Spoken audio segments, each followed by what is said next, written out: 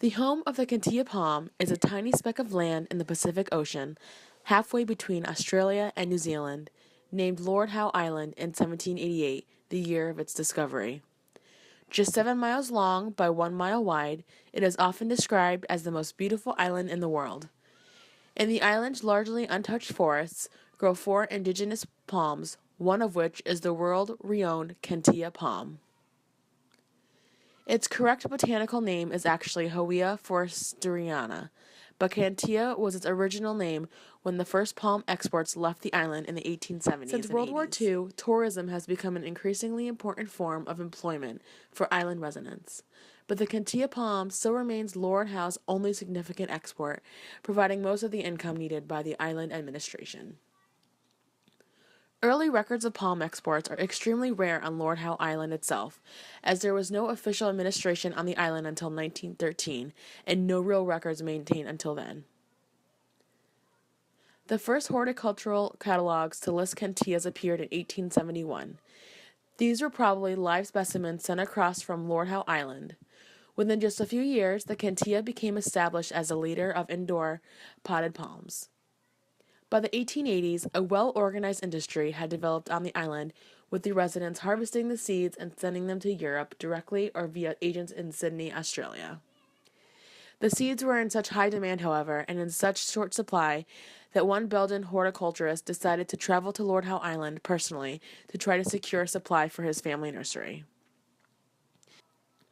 He was Auguste de Clercq from Ghent, the great-grandfather of the present nursery owner.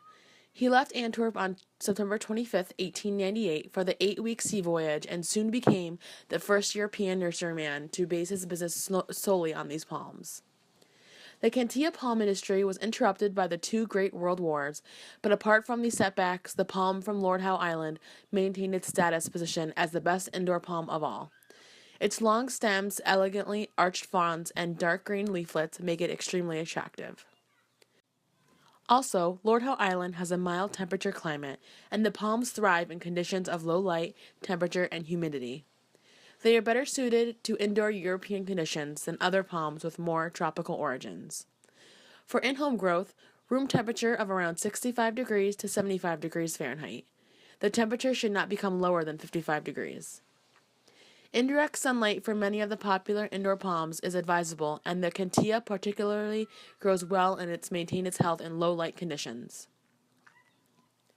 Having good drainage from the pot is important to prevent root rot. Checking the topsoil for moisture by touch is the best way to see if they need water. If the topsoil is dry in the summer, give them a drink, and in the winter, I advise to water it less and allow some dryness. A weak feed every couple of months is all you need to be aiming for here. As usual, if the plant isn't growing, for example, when it's cold or in a dark position, then you don't need to feed it at all. Palms generally dislike being removed from a pot. The best practice is to repot only when it has become pot-bound and take good care of the roots while doing so. They do survive well in quite humid conditions naturally, and you will please them with water misting. Lastly, a fast-draining soil mix is best to use, which is likely to be part sand for easier drainage. As you can see from the care instructions that these are as easy as plants can get for a grower to care for and maintain. They are forgiving plants that can take some neglect, although that's not recommended. They also are slow growers that will not need repotting each year like many others. Growth is rather slow even if you provide good light conditions and water correctly.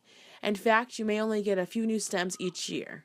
So if you want to end up with a big plant, just cheat and pick the biggest you can afford at a purchasing time. Very few indoor plants will ever surpass 10 feet in height. Potassium deficiency is a serious problem on most species of palms, including Kentia palms. Symptoms appear on leaflets of the oldest leaves with little or no yellowish spotting present. Symptoms are most severe toward the tips of those leaves. Kentia palms are also known to exhibit symptoms of manganese deficiency under alkaline soil conditions in southern Florida. Manganese-deficient palms have leaflet tip necrosis on the basal leaflets of the youngest leaves. Baroon deficiency, which can cause stunting and distortion of newly emerging leaves, incomplete opening of new leaves, or even horizontal shoot growth, also can be a problem of these species. Something unpredictable, but in the end it's right. I hope you had the time of your life.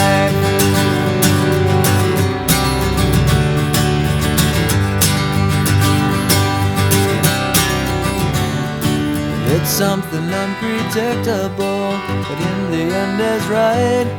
I hope you had the time of your life.